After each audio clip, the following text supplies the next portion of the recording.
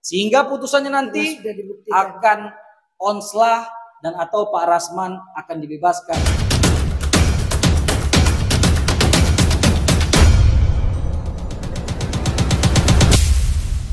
Akan duplik yang dimana untuk menanggapi replik dari pajak umum, dimana dalam duplik ini jelas kami uraikan tadi secara tegas. Saya cuma penegasan aja karena tadi sudah cukup jelas dan runtun sekali dijelaskan oleh rekan-rekan Dr. Ran. Yang jelas di dalam duplik ini kami tetap di dalam pembelaan kami atau pledoi kami tetap tegas itu. Jadi tetap mempertahankan itu dan bahkan melakukan penegasan di mana bahwa kami meminta karena memang berdasar hukum dan fakta-fakta dalam persidangan bahwa supaya majelis hakim yang terhormat yang mulia menangani perkara ini menyatakan secara tegas dan jelas setelah nanti menimbang semua fakta-fakta persidangan dan juga keterangan transaksi dan ahli menyatakan bahwa semua dakwaan jaksa penuntut umum tidak terbukti secara sah dan meyakinkan sesuai dengan apa yang terkait dalam persidangan. Dan untuk itu memberikan putusan terhadap klien kami dibebaskan dari seluruh dakwaan penuntut umum. Karena tidak terbukti dakwaan tersebut, maka harus dibebaskan daripada semua perbuatan pidana. Dan ada tambahan dan juga direhabilitasi nama baiknya. Walaupun ada yang kurang baik selama ini ada terpublikasi di media dari kubu-kubu sebelah. Terkait dengan perkara Bang Rasman, ya, yang perlu saya sampaikan ya, dari awal sidang sampai akhir sidang, korban selaku pelapor yaitu APH tidak pernah menyampaikan ada kerugian material. Ya jelas ya, ini perlu teman-teman wartawan ya, kepada seluruh masyarakat bahwa kejadian ini tidak adanya kerugian material, itu yang pertama. Ya, yang selanjutnya bahwa yang namanya seorang terdakwa Iklim Hakim yang awalnya dulu merupakan klien dari Bang Rasman sudah mengaku memang ada peristiwa itu. Ada peristiwa yang tidak enak itu, makanya dia keluar daripada menjadi aspri HPH. Dia keluar karena ada peristiwa itulah dia keluar.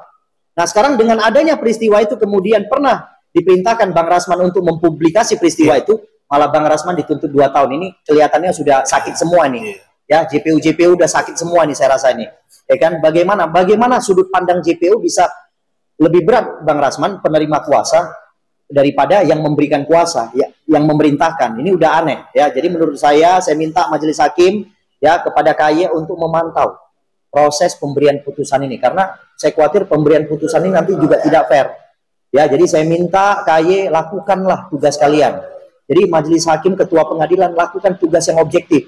Jangan karena kami ini mungkin kami hanya cuap-cuap di sini, ngomong-ngomong di media, kalian anggap kayak angin lalu gitu loh. Ya, jadi saya minta kalian lakukan tugas kalian, karena kalian digaji oleh negara, digaji oleh masyarakat. Ya, jadi saya minta lakukan tugas kalian secara objektif. Itu dari saya. Hari ini lelah hati kami agak sedikit. Mudah-mudahan hakim relevan melihat perkara ini yang benar-benar tidak ada unsurnya, tidak patut dan tidak pantas untuk ditujukan kepada seorang lawyer yang sedang bekerja. Di mana hak imunitas seorang advokat. Kalau ini terjadi, kami juga ngeri dalam membantu klien yang tidak mampu bersikap dengan normal dan berbuat dengan sebagaimana tugas kami dalam menjalankan tugas. Kami dak-dikduk, gelisah menunggu putusan. Ternyata 3 minggu lagi. Ya Allah, Engkau yang membulak-balikkan hati manusia ini. Amin. Berilah keadilan bagi kami, bagi klien kami, bagi Bang Rasman, dengan ketidaksempurnaan kami, bahwa kebenaran tetap ada pada jalannya. Kami yakin hakim akan berpikir dengan normal. Soal lapor-melapor, maaf, saya juga buat laporan sesuai dengan yang disampaikan oleh Bang Rasman, bahwa tidak boleh kasar, tidak boleh sadis. Kami tertekan dalam menjalankan tugas membela klien, tapi karena kami ikhlas, kami ingin kepastian hukum tentang advokat, bukan tentang perbuatan seseorang, tentang pekerjaan advokat. Ingin kepastian hukum bahwa advokat tidak dapat digugat perdata dan pidana dengan kebohongan iklim hakim bahwa tidak mempunyai surat kuasa. Ternyata di fakta persidangan disampaikannya bahwa surat kuasa itu benar dia buat. Maka perkara itu sampai ke detik ini seharusnya tidak pantas sampai perkara ini seperti ini. Namun sekali lagi tidak akan pernah gugur satu helai daun pun tanpa izinku, kata Allah. Kita harus ikhlas menerima segala ujian Allah. Dan di sini kita juga meminta, bermohon kepada Allah agar hati hakim lurus pada porsinya. Sekali lagi, lebih baik membebaskan 1000 orang yang tidak bersalah, yang bersalah, daripada menghukum orang yang tidak bersalah. Takbir. Kami minta pada KY, sudah sering bermohon, mungkin beliau melakukan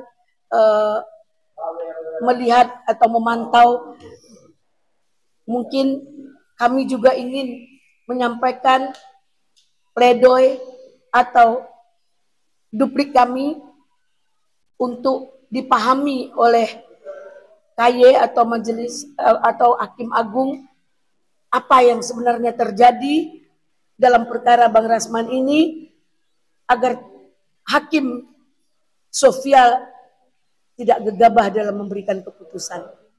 Mungkin itu sekali lagi kami sudah berbuat semaksimal mungkin dengan segala upaya.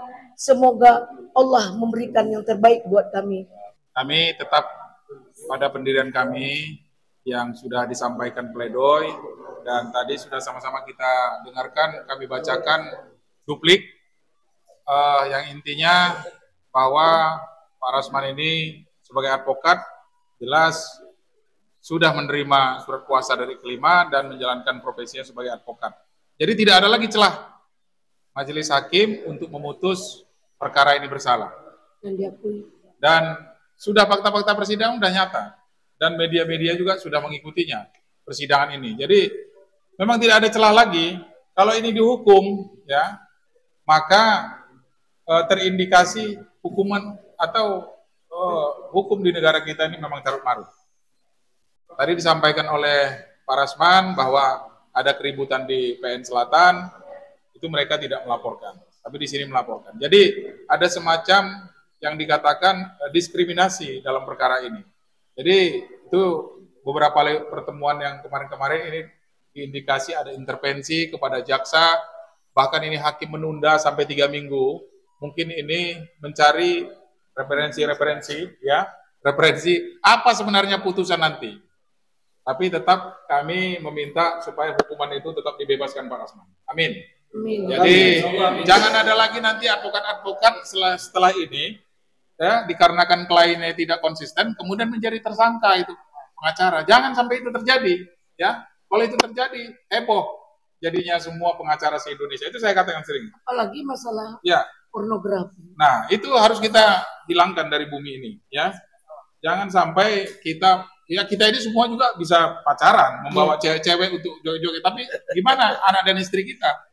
Istri kita perempuan, anak kita ada juga perempuan. Malu dong sama publik kalau kita memang sudah terkenal, kan begitu kan? Iya. Ibu kita perempuan. Iya, jangan kebanggaan. Ini Indonesia loh. Ya kan? Indonesia yang berbudaya Melayu, ya. Ya, saya ini orang Batak tapi sudah menjadi Melayu. Kampak bukan sembarang kampak, kampak pembelah kayu. Batak bukan sembarang Batak, Batak juga sudah jadi Melayu. Jadi itu teman-teman media, mari kita ikuti terus sidang Pak Rasman ini. Ini sangat menarik bagi seluruh advokat di Indonesia. Advokat tidak bisa dituntut baik secara pidana dan perdata ketika menjalankan profesinya. Terima kasih. Ada beberapa hal yang menarik yang tadi kami sampaikan di dalam duplik kami. Bagaimana teori hukum internasional yang memang sering menggunakan media sebagai bahagian dari penegakan hukum. Kami berterima kasih kepada teman-teman media yang saya lihat lebih dari 25 kali persidangan dan 27 persidangan, teman-teman media konsisten hadir mendampingi Pak Rasman dalam proses penegakan 8 bulan. Kan begitu. Mari sama-sama kita kawal, memang ini harus kita kawal. Karena apa yang Pak Rasman lakukan adalah proses bantuan hukum melalui media atau melalui preskon. Kalau sampai Pak Rasman dipidana karena memperjuangkan seorang korban pelecehan seksual dengan menggunakan hak jawab, yang mana hal tersebut diatur dalam undang-undang pers, kan begitu.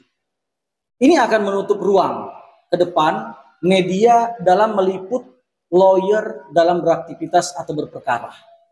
Ada suatu fakta yang menarik dalam pemahaman media hari ini, bahwa bad news is a good news gitu loh. Sejatinya memang masyarakat kita sangat tertarik dengan informasi-informasi yang sebenarnya terkandung hal-hal negatif gitu. Daripada hal-hal yang positif. Kita lihat aja perkara-perkara pidana, baik Fadel, baik INM Nikita Mirzani, kalah pamornya dengan prestasi-prestasi anak bangsa yang sudah mengharumkan. Nah, ini kondisi akan juga merugikan teman-teman media.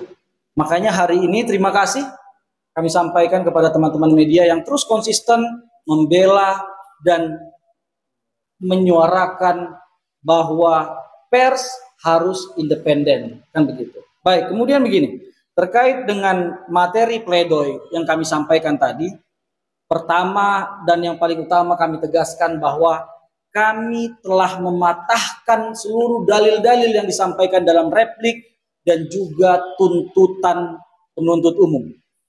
Nggak ada satu alasan tindak pidana yang kami tidak bisa bantah. Dan yang kami sampaikan adalah berdasar menurut hukum. Teman-teman, saya sejujurnya ketika mengkaji lebih dalam daripada tuntutan dan juga replik jaksa penuntut umum, kecewa dengan sikap jaksa penuntut umum yang tidak mengakui gitu atau mengesampingkan adanya perbuatan pelecehan seksual. Makanya kalau tadi teman-teman perhatikan, panjang sekali materi terkait dengan bagaimana korban pelecehan seksual ini harus berani menyampaikan pendapatnya.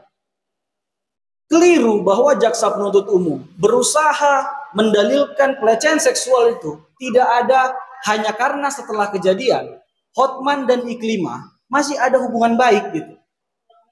Teman-teman semua pasti melihat, tidak satupun kalau dalam sebuah perkara pelecehan seksual, korban itu jarang sekali yang berani berstatement di hari itu juga.